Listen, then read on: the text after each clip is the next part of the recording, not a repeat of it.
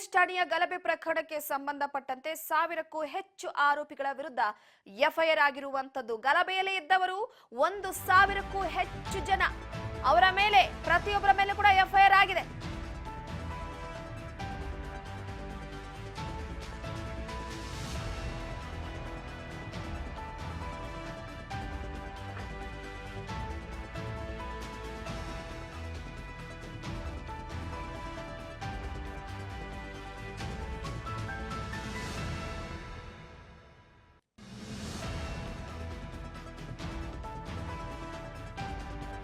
So ಪ್ರಮುಖವಾಗಿ ಈಗಾಗಲೇ FIR ಪ್ರತಿಯಲ್ಲಿ ಅಧಿಕೃತವಾಗಿ ನಮೂದಿಸಿದ್ದಾರೆ ಪೊಲೀಸರು. 1000ಕ್ಕೂ ಹೆಚ್ಚು ಜನರ ಆರೋಪಿಯ ಮೇಲೆ ಎಫ್ಐಆರ್ ದಾಖಲು ಮಾಡಿದ್ದಾರೆ. ಗಲಭೆಯಲ್ಲಿ ಯಾರ್ಯಾರಿದ್ರು, ಗಲಭೆಗೆ ಕಾರಣ ಏನು, ಹಾಗೆ ಯಾವ ರೀತಿಯಾಗಿ ಗಲಭೆ ಆಯಿತು ಅನ್ನೋ ವಿಚಾರಕ್ಕೆ ಸಂಬಂಧಪಟ್ಟಂತೆ ಸಾಂಸ್ಕೃತಿಕ ನಗರಿ ಬೆಚ್ಚಿ ಬಿದ್ದಿದ್ದಂತಹ ಘಟನೆ. ಮೈಸೂರಿನ ಉದಯಗಿರಿ ಪೊಲೀಸ್ ಸ್ಟೇಷನ್ ಮೇಲೆ ಕಲ್ಲು ತೂರಿದ್ದಂತಹ ಕೆಲವೊಂದಿಷ್ಟು ಜನರನ್ನ ಪೊಲೀಸರು ಬಂಧಿಸಿದ್ದಾರೆ. ಅದಾದ ನಂತರವಾಗಿ ಇದಕ್ಕೆ ಸಂಬಂಧಪಟ್ಟಂತೆ ಈಗ 1000 ಜನರ ಮೇಲೆ ಎಫ್ಐಆರ್ ಹಾಕಿದ್ದಾರೆ. ಅಕ್ರಮವಾಗಿ ಗುಂಪು ಕಟ್ಟಿಕೊಂಡು ಸರ್ಕಾರದ ಆಸ್ತಿ ಪಾಸ್ತಿ ಹಾನಿ ಮಾಡಿ, ಪೊಲೀಸ್ ಇಲಾಖೆಗೆ ಸಂಬಂಧಿಸಿದ ವಾಹನಕ್ಕೆ ಹಾನಿ ಮಾಡಿ, ಕರ್ತವ್ಯ ನಿರ್ವಹಿಸ್ತಾ ಇದ್ದ ಅಧಿಕಾರಿ ಸಿಬ್ಬಂದಿಗಳಿಗೆ ಅವಾಚ್ಯ ಶಬ್ದಗಳಿಂದ ಬೈದು ಹಲ್ಲೆ ಮಾಡಿದ್ದಾರೆ. ಇದರಿಂದ ಪೊಲೀಸರ ಸಾವು ಕೂಡ ಸಂಭವಿಸಬಹುದಿತ್ತು ಅನ್ನುವ ಮುಖಾಂತರವಾಗಿ, ಯಾಕಂದ್ರೆ ಕಲ್ಲು ತೂರಾಟ ಆಗಿರುವಂತದ್ದು ಎಲ್ಲಿ ಯಾವ ಸಂದರ್ಭದಲ್ಲಿ ಅಕಸ್ಮಾತ್ ಹೆಚ್ಚು ಕಡಿಮೆ ಆಗಿದ್ರೆ ಏನಾಗ್ತಿತ್ತು. ಸೊ ಹಾಗಾಗಿ ಮುಸ್ಲಿಂ ಯುವಕರ ಮೇಲೆ ಸೂಕ್ತ ಕ್ರಮ ಜರುಗಿಸಬೇಕು ಅಂತ ಉದಯಗಿರಿ ಪೊಲೀಸ್ ಠಾಣೆಯಲ್ಲಿ ಸದ್ಯದ ಮಟ್ಟಿಗೆ ಎಫ್ಐಆರ್ ಅನ್ನು ಕೂಡ ದಾಖಲು ಮಾಡಿಕೊಳ್ಳಲಾಗಿದೆ.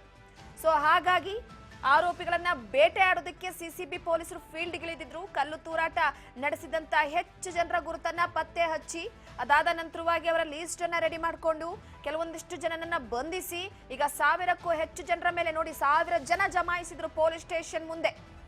ಒಂದು ಪೋಸ್ಟ್, ಓರ್ವ ಯುವಕ, 1000 ಜನ ಪೊಲೀಸ್ ಸ್ಟೇಷನ್ ಮೇಲೆ ಕಲ್ಲು ತೂರಾಟ, ಪೊಲೀಸರ ಮೇಲೆ ಕಲ್ಲು ತೂರಾಟ, ಸಾರ್ವಜನಿಕ ಆಸ್ತಿ ಪಾಸ್ತಿ ನಷ್ಟ, ಪ್ರಚೋದನಕರ ಹೇಳಿಕೆಗೆ ಒಳಪಟ್ಟಂತ ಮುಸ್ಲಿಂ ಯುವಕರು ಮಾಡಿದ್ದಂಥದ್ದು ಕಲ್ಲು ತೂರಾಟ. ಸೊ ಎಲ್ಲೋ ಒಂದು ಕಡೆ 1000ಕ್ಕೂ ಹೆಚ್ಚು ಆರೋಪಿಗಳ ವಿರುದ್ಧ ಎಫ್ಐಆರ್ ಅನ್ನ ಹಾಕಲಾಗಿದ್ದು, ಸೊ ಗಲಭೆಯಲ್ಲಿ ಯಾರ್ಯಾರಿದ್ರು ಅವರ ಹೆಸರನ್ನೆಲ್ಲ ಕೂಡ ತೆಗೆದುಕೊಂಡು ಎಫ್ಐಆರ್ ದಾಖಲು ಮಾಡಲಾಗಿದೆ.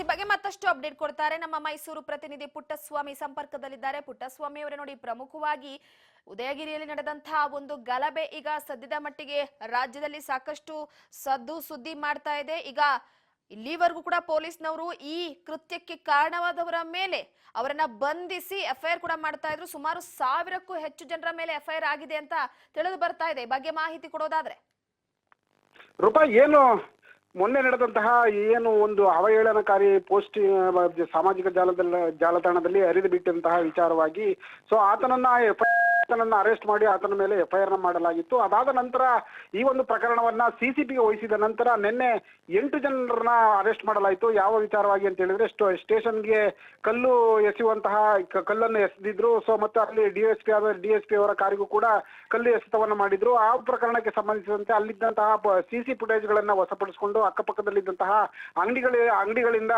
ಸಿಸಿ ಫುಟೇಜ್ಗಳನ್ನ ವಶಪಡಿಸಿಕೊಂಡಂತವರು, ಸಿಸಿ ಫುಟೇಜ್ ನಲ್ಲಿ ಯಾವೆಲ್ಲ ವ್ಯಕ್ತಿಗಳು ಕಾಣಿಸ್ಕೊಂಡಿದ್ರು ಆ ಎಲ್ಲಾ ವ್ಯಕ್ತಿಗಳನ್ನ ಸಿಸಿಬಿ ಪೊಲೀಸರು ನಿನ್ನೆ 8 ಜನರನ್ನ ಅರೆಸ್ಟ್ ಮಾಡಿದ್ರು. ಇವತ್ತು ಕೂಡ 5 ಜನರನ್ನ ಅರೆಸ್ಟ್ ಮಾಡಿದ್ದಾರೆ. ಸೊ ಇನ್ನು ಎಷ್ಟು ಜನ ಅರೆಸ್ಟ್ ಆಗ್ತಾರೆ ಅಂತಕ್ಕಂಥದ್ದು ಮುಂದಿನ ದಿನಗಳಲ್ಲಿ ಗೊತ್ತಾಗ್ತದೆ ರೂಪ. ಅದರ ಜೊತೆಯಲ್ಲಿ ಇಲ್ಲಿ ನಡೆದಂತ ಘಟನೆಗೆ ಸಂಬಂಧಿಸಿದಂತೆ ಏನು ಡಿಎಸ್ಪಿ ಕಾರನ ಮೇಲೆ ಕಲ್ಲು ಎಸೆದು ತೂರಿದ್ರು ಆ ವಿಚಾರವಾಗಿ ಸಾಕಷ್ಟು ತನಿಖೆಗಳಾಗ್ತಾ ಇದೆ.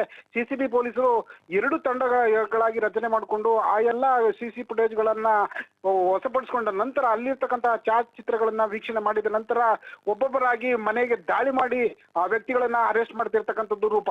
ಎಸ್, ಪ್ರಮುಖವಾಗಿ ನೋಡಿ ಇನ್ನೊಂದೇನಾಗಿದೆ ಅಂತಂದ್ರೆ, ಒಂದು ಈ ವಿಚಾರಕ್ಕೆ ಸಂಬಂಧಪಟ್ಟಂತೆ ಗೃಹ ಇಲಾಖೆ, ಪೊಲೀಸ್ ಇಲಾಖೆ ಹಾಗೆ ಕಾನೂನು ಹೇಗಿರುತ್ತೆ ಅನ್ನುವಂತ ಎಚ್ಚರಿಕೆಯ ಗಂಟೆಯನ್ನ ರವಾನಿಸಬೇಕಾಗಿದೆ. ಇತ್ತೀಚೆಗೆ ಕೋಮುಗಲಭೆ ಧರ್ಮಗಳ ನಡುವಿನ ಸಂಘರ್ಷ ಹೆಚ್ಚಾಗ್ತಾ ಇದೆ. ಅಕಸ್ಮಾತ್ ಈ ವಿಚಾರವನ್ನ ಅಷ್ಟು ಕನ್ಸಿಡರ್ ಮಾಡಿಲ್ಲ ಅಂತ ಅಂದ್ರೆ, ಸೊ ಒಂದು ಪೊಲೀಸ್ನ ಮೇಲೆ ಭಯ ಬರೋಲ್ಲ. ಪೊಲೀಸ್ ಇಲಾಖೆಯ ವಿಚಾರವಾಗಿ ಮುಂದಿನ ದಿನಗಳಲ್ಲಿ ಮತ್ತಷ್ಟು ಇಂತಹ ಘಟನೆಗಳು ಮರುಕಳಿಸಬಹುದು. ಸೊ ಆ ಹಿನ್ನೆಲೆಯಲ್ಲಿ ಬಹಳ ತೀವ್ರವಾಗಿ ಹಾಗೆ ಸೂಕ್ಷ್ಮವಾಗಿ ಪೊಲೀಸರು ಕೂಡ ಆಕ್ಟಿವ್ ಆಗಿದ್ದಾರೆ ಅಂತ. ಖಂಡಿತ ರೂಪ. ಏನು ಕಾನೂನಿನಲ್ಲಿ ಎಲ್ಲರಿಗೂ ಭಯ ಬರಬೇಕು. ಮತ್ತೆ ಪೊಲೀಸ್ ಇಲಾಖೆ ಅಂತ ಹೇಳಿದ್ರೆ ಅದರದ್ದೇ ಆದಂತಹ ಒಂದು ಜವಾಬ್ದಾರಿ ಇರ್ತದೆ. ಸೊ ಪೊಲೀಸರು ಅನ್ನತಕ್ಕಂಥದ್ದು ಕೂಡ ಒಂದು ಭಯ ಬರಬೇಕು. ಸೊ ಎಲ್ಲ ಒಂದು ಕಡೆ ಪೊಲೀಸ್ ಸ್ಟೇಷನ್ಗೆ ಮೈಸೂರಿನ ಉದಯಗಿರಿಯಲ್ಲಿ ಇರ್ತಕ್ಕಂತಹ ಮುಸ್ಲಿಂ ಸಮುದಾಯ ಕಲ್ಲೊಡಿತಾರೆ ಅಂತ ಹೇಳಿದ್ರೆ ಕಾನೂನನ್ನ ಎಷ್ಟು ಗೌರವಿಸ್ತಾರೆ ಅಂತಕ್ಕಂಥದ್ದು ಮೇಲ್ನೋಟಿಗೆ ಕಂಡು ಬರ್ತಾ ಇದೆ. ಅದನ್ನ ಆವರಿಸಿಕೊಂಡಂತಹ ಏನು ಕಾನೂನು ಅಂತಂದ್ರೆ ಎಲ್ರಿಗೂ ಭಯ ಬರಬೇಕು ಅಂತಕ್ಕಂಥ ಉದ್ದೇಶದಿಂದನೇ ಸಿಸಿ ಫುಟೇಜ್ಗಳನ್ನ ವಶಪಡಿಸಿಕೊಂಡ ನಂತರ ಅಲ್ಲಿರ್ತಕ್ಕಂಥ ಯಾರು ಈ ಕೃತ್ಯಕ್ಕೆ ಭಾಗಿಯಾಗಿದ್ರು, ಎಷ್ಟು ಜನ ಭಾಗಿಯಾಗಿದ್ರು, ಅಷ್ಟು ಜನರನ್ನು ಕೂಡ ಅರೆಸ್ಟ್ ಮಾಡುವಂತಹ ವ್ಯವಸ್ಥೆಯನ್ನ ಸಿಸಿಬಿ ಪೊಲೀಸರು ಮೈಸೂರಿನಲ್ಲಿ ಮಾಡ್ತಿರ್ತಕ್ಕಂಥದ್ದು. ನಿಜವಾಗ್ಲೂ ಕೂಡ ಈ ರಾಜ್ಯದಲ್ಲಿ ಸಾಕಷ್ಟು ಪ್ರಕರಣಗಳಲ್ಲಿ ಪೊಲೀಸ್ ಇಲಾಖೆಗಳ ಮೇಲೆ, ಪೊಲೀಸ್ ಸ್ಟೇಷನ್ಗಳ ಮೇಲೆ ಕಲ್ಲು ತೂರಾಟ ನಡೆದಿರ್ತಕ್ಕಂಥದ್ದು. ಎಲ್ಲ ಒಂದ್ ಕಡೆ ಗೃಹ ಇಲಾಖೆ ತನ್ನ ಜವಾಬ್ದಾರಿಯನ್ನ ಮರಿತಾ ಇದೆ, ಗೃಹ ಇಲಾಖೆ ಬೇಜವಾಬ್ದಾರಿತನದಿಂದ ಈ ತರ ಆಗ್ತಾ ಇದೆಯಾ, ಅಥವಾ ಜನರಿಗೆ ಕಾನೂನಿನ ಮೇಲೆ ಭಯ ಇಲ್ವಾ ಅಂತಕ್ಕಂಥದ್ದು ಕೂಡ ಮೇಲ್ನೋಟಿಗೆ ಕಂಡು ಬರ್ತಕ್ಕಂಥ ವಿಚಾರವಾಗಿರೋದ್ರಿಂದ ಸೊ ಮನೆಗಳಿಗೆ ಸಿಸಿ ಫುಟೇಜ್ಗಳಲ್ಲಿ ಯಾರ್ಯಾರ ಭಾವಚಿತ್ರಗಳು ಕಾಣ್ತಿದೆ, ಸಿಸಿ ಫುಟೇಜ್ಗಳನ್ನ ಏನು ಪರಿಶೀಲಿಸಿ ಅಲ್ಲಿ ಇರ್ತಕ್ಕಂತಹ ವ್ಯಕ್ತಿಗಳನ್ನ ದಸ್ತಗಿರಿ ಮಾಡ್ತಾ ಇರ್ತಕ್ಕಂಥದ್ದು. ಎಲ್ಲ ಒಂದ್ ಕಡೆ ಕಾನೂನಿನ ಮೇಲೆ ಗೌರವ ಕೊಡಬೇಕು ಅನ್ನುವಂತಹ ನಿಟ್ಟಿನಲ್ಲಿ ಎಚ್ಚರಿಕೆ ಗಂಟೆಯನ್ನ ಬಾರಿಸ್ತಾ ಇದೆಯಾ ಸಿಸಿಬಿ ಪೊಲೀಸರು ಅಂತಕ್ಕಂಥದ್ದು ಮೇಲ್ನೋಟಿಗೆ ಕಂಡು ಬರ್ತಾ ಇದೆ ರೂಪ. ಥ್ಯಾಂಕ್ ಯು ನಿಮ್ಮೆಲ್ಲ ಮಾಹಿತಿ.